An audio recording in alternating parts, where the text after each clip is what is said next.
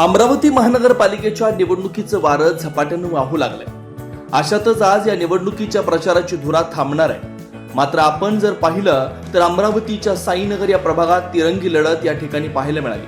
भाजपा, युवा स्वाभिमान पार्टी आणि राष्ट्रवादी अजित पवार गट या तिरंगी लढतीत आता मतदारांनी ठरवलंय की तरुण तडफदार युवकालाच आपण नगरसेवक बनवायचं म्हणून। अमरावतीच्या साईनगरमध्ये आता घड्याळशिवाय पर्याय नाही असा चौकात लोकांमध्ये सूर पाहायला मिळतोय। कारण घड्याळचे उमेदवार गोलू उर्फ हेमंत मानके हे सदैव जनतेच्या सेवेसाठी तत्पर असतात, तर दुसरीकडे पैशाने बलाढ्य असलेले उमेदवार हे मात्र निवडणुकीच्या वेळेस बाहेर निघून मतदारांचा संपर्क साधतात। त्यामुळे आपल्याला आपल्या 5ही वर्ष संपर्कात असलेला व 24 तास सुखदुःखात कामाला पडणारा गोलू मानके यालाच आपण नगरसेवक बनवायचा असा निर्धार या साईनगर वासियांनी घेतला।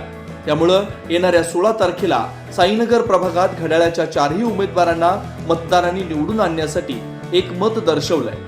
कारण गोलू मानके यांच्या पाठीशी अजित पवार यांच्या गटाचे दोन्ही स्थानिक आमदार सुलभा खोडके व संजय खोडके हे खंबीरपणे विकास करण्यासाठी कटिबद्ध आहेत। साईनगर प्रभागातील विकास करायचा असेल तर घड्याळच हा एक पर्याय ठरू शकतो असा सुद्धा विश्वास सर्वसामान्य जनतेनं दर्शवलाय।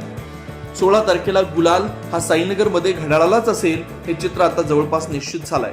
गोलू मानके यंग उमेदवार आहे आणि आमच्याच एरियातला असल्यामुळे त्याला केव्हाही हाक जवळचा असल्यामुळे हाक मारणे आम्हाला सोयीस्कर होते। त्यामुळे हा यंग नेतृत्व असल्यामुळे हा पुढे चांगलं काम करेल।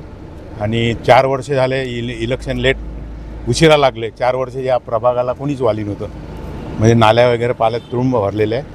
परंतु आता जवळचा हा उमेदवार यंग उमेदवार असल्यामुळे आमची अशी अपेक्षा आहे किंवा आमची त्याच्याप्रती अशी सद्भावना आहे की तो निवडून यायला पाहिजे। वेगवान घडामोडी पाहण्यासाठी आमच्या चॅनलला लाईक व सबस्क्राईब करायला विसरू नका।